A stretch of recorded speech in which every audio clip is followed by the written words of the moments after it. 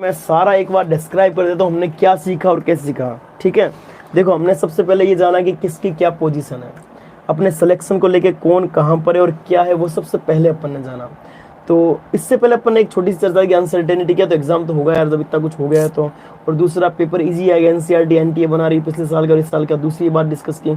तीसरा हमने बच्चों को कैटेगराइज किया। कैटेगराइज में अपन ने 4 वैरायटी दी, 650 प्लस वाला, फिर 600 प्लस वाला, 500 प्लस वाला और 500 माइनस वाला। अब इसमें हमने हर किसी पे 3 बातें डिस्कस की, उसको क्या पढ़ना है, पहले उसकी पोजीशन सबसे पहला पॉइंट है ना। सर क्लास में ऐसे पढ़ाते हैं हम लोग, हर किसी का पॉइंट लिखता है, तो इसी हिसाब से हमने काम किया अच्छे से इस पे, बहुत मतलब होमवर्क किया इस चीज़ में, सच्चाई तो ये है। उसके बाद हमने पहले तो वो मतलब सिलेक्शन में है कि रैंकर है, क्या है उसका पोजीशन जाना है, उसको पढ़ाई कैसे करनी है, उसके बाद में उसको टेस्ट कैसे देने हैं, उसका शेड्यूल क्या हो। यदि 650 प्लस वाले की बात करो, 650 प्लस वाला सिलेक्शन में है, रैंक में अच्छी रैंक ला सकता है, लेकिन 100% उसकी भी श्योरिटी नहीं है। अब पढ़ाई क्या करनी है, फिजिकल और फिजिक्स में उसको अच्छा खासा नॉलेज है, तो उसको बहुत ज़्यादा टच ना दे, तब भी वो लास्ट टाइम मैनेज कर लेगा।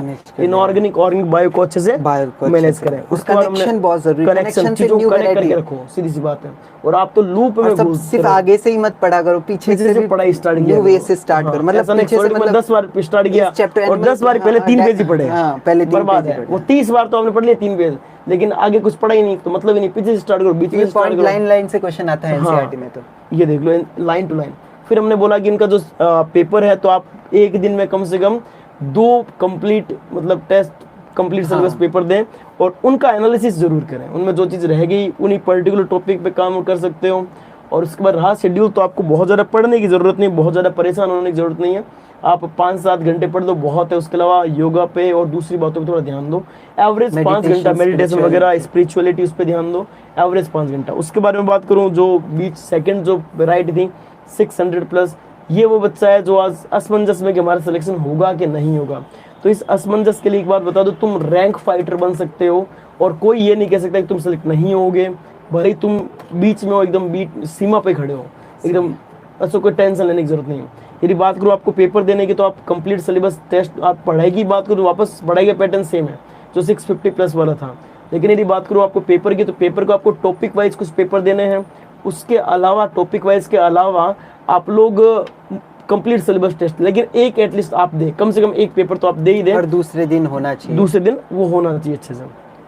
नेक्स्ट अपन बात करें इसका शेड्यूल, तो शेड्यूल आप भी 5-7-6 घंटे तो एटलीस्ट आप भी पढ़ो, और उसके अलावा 6 घंटे पढ़ने के अलावा आप भी योगा में, बहुत ज़्यादा टाइम नहीं होता, 6-7 घंटे। और एक और चीज़, आप लोग दोनों को सबसे अच्छा चेंज जो लाना है, वो जो पेपर का जो टाइम है 2 से 5, उन 3 घंटों को आपको इस तरह से रखना है कि उसमें सो मत डेली, आप सो मत, उसी में पढ़ाई करो, उसको सबसे एक्टिव टाइम बनाओ, उसमें उसी टाइम आप पेपर दिया करो। जो पेपर आप कंप्लीट सिलेबस टेस्ट ले रहे हो उस टाइम कभी मत सोना, और उस 2 महीनों में तो बिल्कुल मत सुना। प्रैक्टिस करना कि ज्यादा से ज्यादा माइंड वर्क करो उस टाइम, सबसे ज्यादा एक्टिव माइंड आपका उसी टाइम। देखो 2 महीनों में बिल्कुल सेट हो जाएगा आपका माइंड किस टाइम सबसे। अब उसके बाद अपन 500 प्लस पे थे, तो वो बच्चा थोड़ा डिमोटिवेट बहुत ज्यादा नहीं, लेकिन है, लेकिन उसके पास अभी भी उम्मीद की एक किरण है वो। और अभी हमने जैसे चर्चा की, तो उसमें हमने हर बात को डीप में लिया, उसी के अंदर एक चर्चा है कि बहुत सारा बच्चा वही है जो उस टाइम पर 500 प्लस वाला सिलेक्ट होता है। तो आप यार सिलेक्शन वाले हो, लेकिन पैरेलल आप रैंक फाइटर, मतलब आपको 2 नाव पे चलना है। आपको पहले तो कुछ दूरी तक तो उस पे चलना है जो सिलेक्शन की वाली थी, और उसके बाद आप रैंक फाइटर में आ जाओ, कोई बड़ी बात नहीं है। 2 महीने बहुत, 2 महीना आपके लिए तो बहुत सफिशिएंट है। आपके पास स्कोप है अच्छा ग्रोथ करने का, तो आप जो पढ़ाई करो, तो पहले 1-2 पेपर कंप्लीट सिलेबस देखो, उससे ही पता चलेगा हमारे कौन से टॉपिक वीक है, कहाँ दिक्कत है। उसके बाद आप जहाँ टॉपिक वीक है वहाँ पर टॉपिक वाइज पेपर दो। आपके स्टडी आवर्स कुछ अच्छे आने चाहिए, 7 से 8 घंटे कम से कम आने चाहिए। और योगा मेडिटेशन आप अच्छे से ध्यान दो, उसमें आप परेशान मत हो, ठीक है। उसके बाद में नेक्स्ट जो चर्चा थी 500 माइनस, वो कंसंट्रेशन लेवल बूस्ट करेगा, और पेपर को हमको फटाफट देखते हैं हम, तो कुछ छूट नहीं जाए, वो अच्छा रहेगा, क्वेश्चन ढंग से समझ आ जाएगा, फिर सॉल्व करने में कोई दिक्कत नहीं आएगी। और उसके बाद 500 माइनस, पता नहीं वो बच्चा तो ये सोच के बैठा कि मेरे को तो अगले साल तैयारी करनी है, वो ऐसा कुछ नहीं है भाई, सीधी सी बात है, बहुत इजीली सिलेक्ट होंगे, बहुत इजी सिलेक्ट होंगे। और एक और बात बताऊं, बहुत अच्छे कॉलेज में भी हो जाएंगे। और उनके लिए एक और बात बताऊं, 500 माइनस वाला, उसके लिए कोई आदमी ऐसा नहीं, मैं नहीं बोल सकता, मैं आज इतने सालों से पढ़ा रहा हूँ, मेरे इतने बच्चे सिलेक्ट हो चुके हैं, मैं 1% भी ऐसा नहीं सोच सकता कि ऐसा बोल दूं 100% इसका सिलेक्शन नहीं होगा।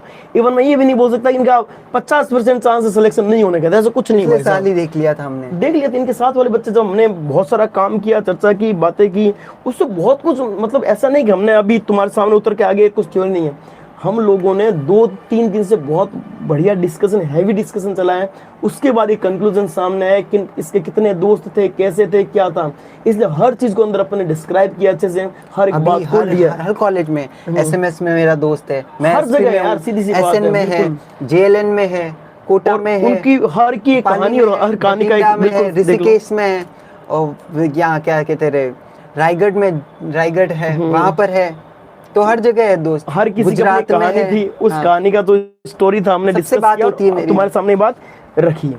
उसके बाद में ये एक मुद्दा हो गया। उसके बाद में 500 माइनस वाले के पास स्कोप बहुत अच्छा है, पढ़ाई पे ज़्यादा ध्यान दें, उसको सीखने को बहुत कुछ पढ़ा है, बहुत सारे टॉपिक रहे हुए हैं, वो टॉपिक वाइज पढ़े, उन टॉपिक वाइज को पेपर दें, और स्कोप जब बहुत ज़्यादा है तो यार वो पढ़ाई पे अच्छे से ध्यान दें और सिलेक्टेड करें एग्जाम में जो आए हुए हैं प्रीवियस। जब बात करूँ पेपर देने की, एनालिसिस बहुत ज़्यादा इंपॉर्टेंट है। एनालिसिस आप तो 1 घंटा केवल एनालिसिस के लिए दो, कैसा पेपर आता है और मैं कैसा कर रहा हूँ और मुझे क्या करना टॉपिक्स आ रहे हैं, कौन से टॉपिक्स आएंगे, और उस एनालिसिस के साथ अपन चलेंगे, स्ट्रेटजी के साथ चलेंगे, कौन से पेपर छोड़ने हैं, कौन से क्वेश्चन छोड़ने पेपर के, और कौन से चैप्टर छोड़ने हैं, किस चैप्टर के कौन से टॉपिक नहीं करूँ तब भी चल जाएगा, मेरा काम हो जाएगा।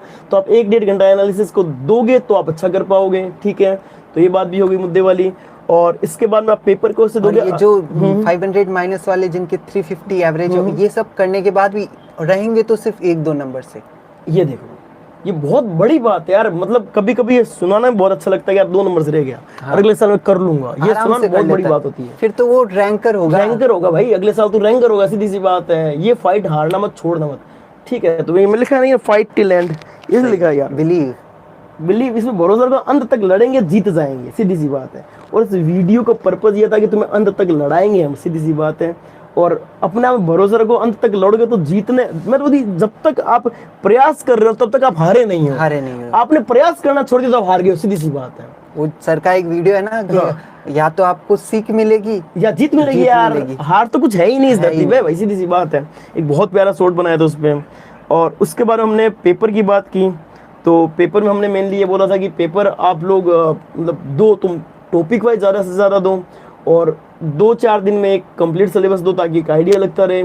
और स्टडी आवर्स में हमने बोला, शेड्यूल में हमने बात की, तो आप जुलाई तक आप ये करो टॉपिक, अगस्त तक 15 अगस्त तक आप ये तैयार, मिड टॉपिक वाइज तैयार कर लो, फिर कंप्लीट सिलेबस टॉपिक्स बचे हुए, फिर 15 दिन आप कंप्लीट सिलेबस बढ़िया पूरा हो जाएगा, आपका फिर 10-12 दिन बचेंगे, उसमें आप कंप्लीट कोर्स में अच्छे से ध्यान दो यार, बहुत अच्छे से करो इस चीज को, ठीक है। और उसके बाद आपका शेड्यूल, तो आपको ये देखना है कि मेरा एक दिन में कितना घंटा वेस्ट गया, ना कि ये देखना कितना घंटा मैं पढ़ा था, मतलब 1 घंटा बर्बाद किया और टाइम निकाल सकता हूँ मैं, तो ये चीज है। तो कैसे करके खाना पीना सोना, ये उसके लिए कुछ नहीं करना, पढ़ाई करना है बस, बस ये काम करना। 2 महीने ही की तो बात है, बिल्कुल। और इसमें बहुत अच्छा होगा, सब कुछ अच्छा होगा।